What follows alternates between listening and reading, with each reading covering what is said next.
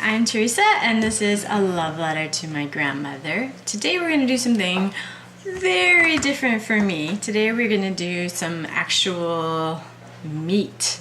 We're going to do what's called a savory stew with dumplings. Not sure why you need to say savory. Stew is not usually a sweet thing. But anyway, we're going to do a beef stew with dumplings.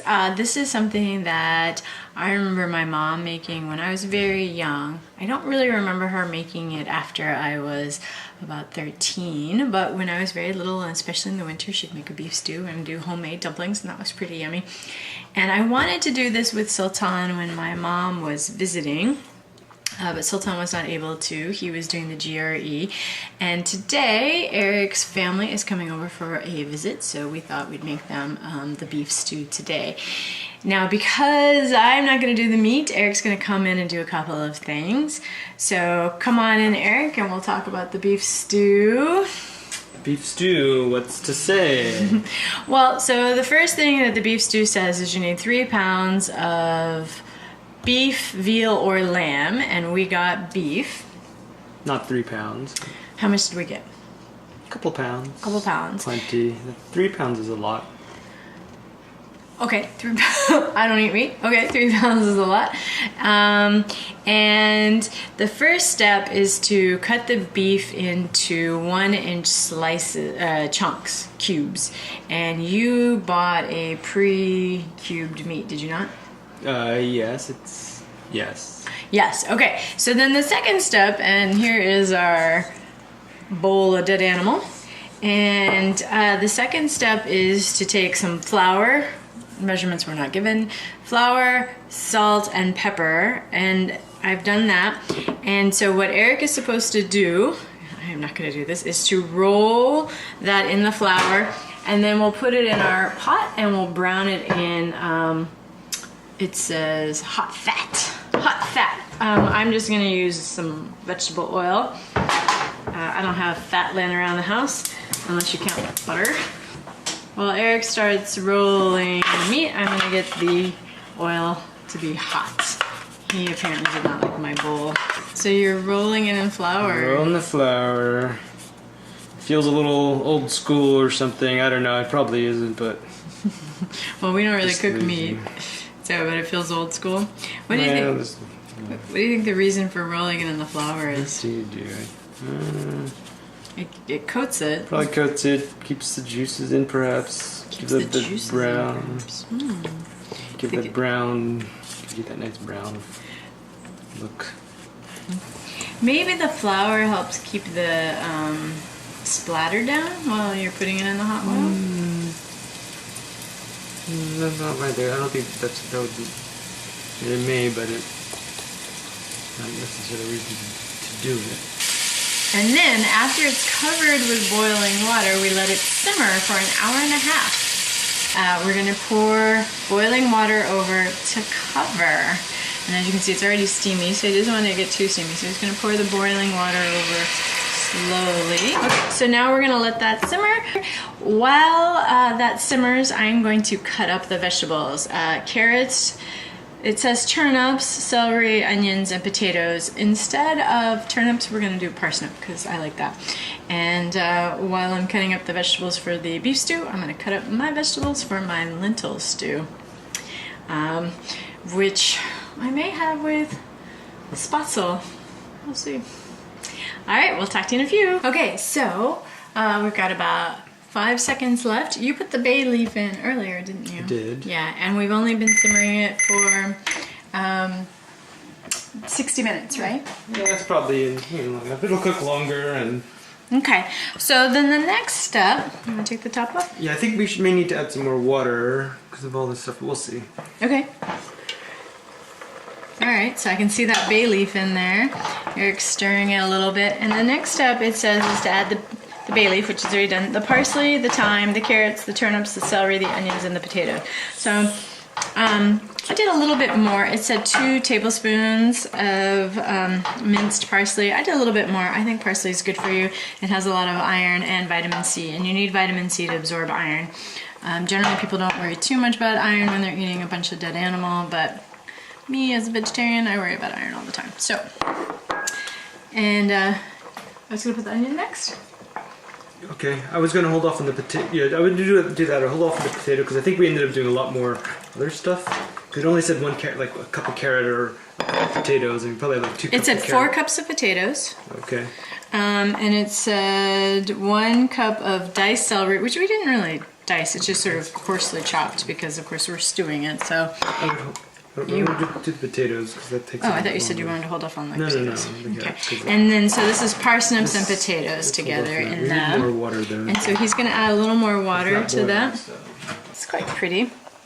But you can see the water level is very low.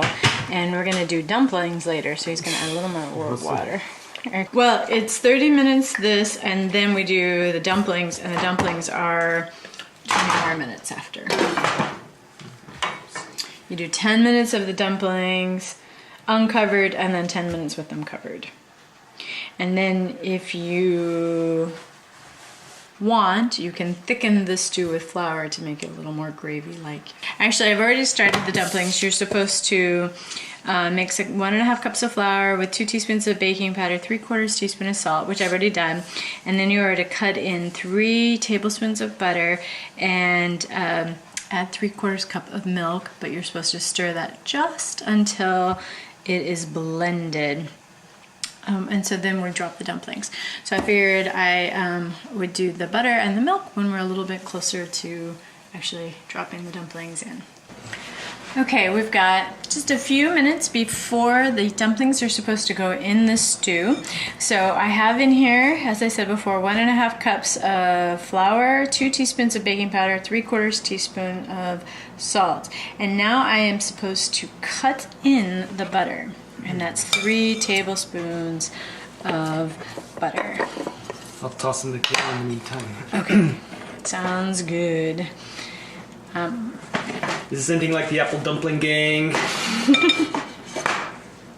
I think it's not, but what do I know? I've never had apple dumplings, have you? No, I haven't, but I used to like that. I like the movie. Yeah, it was it Tim Conway and Harvey Korman?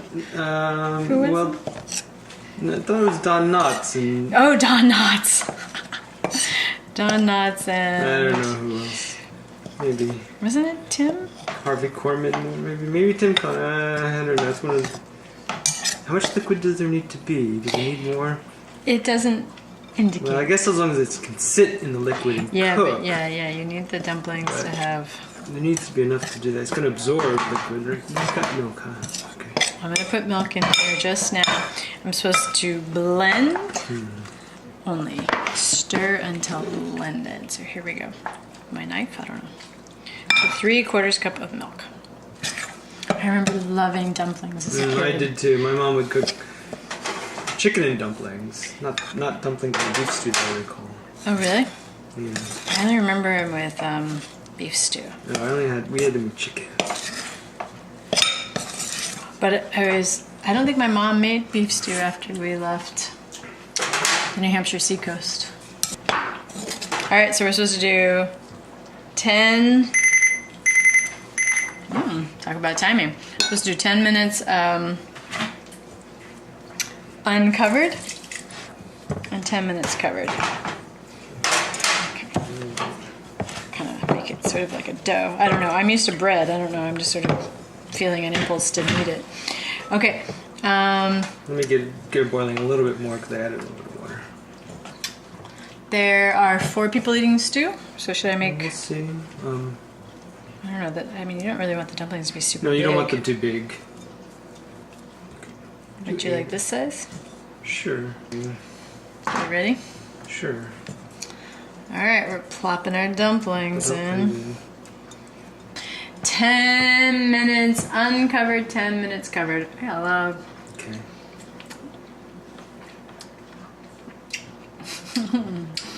Uncooked flour, yum.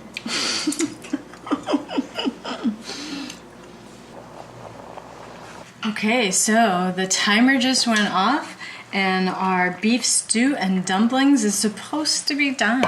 We're done a little bit before Eric's family arrived. So you can see there it is, it's all done. You can see it's very thick stew. You can see the little bay leaf hanging out over there. Fascinating to me that a tree leaf is a good seasoning, but there you go, bay leaf. And you can see a little bit of the browned beef in there. Okay, since Eric, the stew is done before Eric's family came, he's gonna take a little taste and tell us how this beef stew tastes. Okay. Well, if I'm just, what am I tasting? That tastes stewy. We should taste some of the dumpling, though. What do you think? You want to taste a little bit? Do you want to get a little bowl? You're gonna taste a little dumpling. I wasn't going to. Yeah. Wait, here, let me give you a little beef and a little, one little beef and a little bit of carrot. Okay, so he's got his little bit of stew. You need a little potato. Okay. Right, it's meat and potatoes. You gotta have the meat, the potatoes. Let's see, what should I start with? Start with the dumpling. Dumpling was always my favorite part. Is it good? Seems like dumpling? Seems like dumpling! Yay! I've never made dumplings before. Well, you know, my recollection of dumplings is not as, you know, I think the dumplings when they end up, I don't know how they're supposed to be, but they, you know, they're kind of doughy. Right, and so, you know, and I think nowadays I think, it's not like the greatest flavor or whatever because it's doughy, but that's how they are. But, you know, I think it's turned out how it's supposed to. Good, good, good. And how's the beef? How, potatoes should be good. How's the beef? Since we don't cook meat very much. Oh. It's good? All right, so the beef stew recipe in Grandma's recipe box, a hit. It is from Betty Crocker, but still, yummy, yummy, yummy. All right, that's all for us here at A Love Letter to My Grandmother. I'm Teresa. I'm Eric. See you next time. Bye. Bye.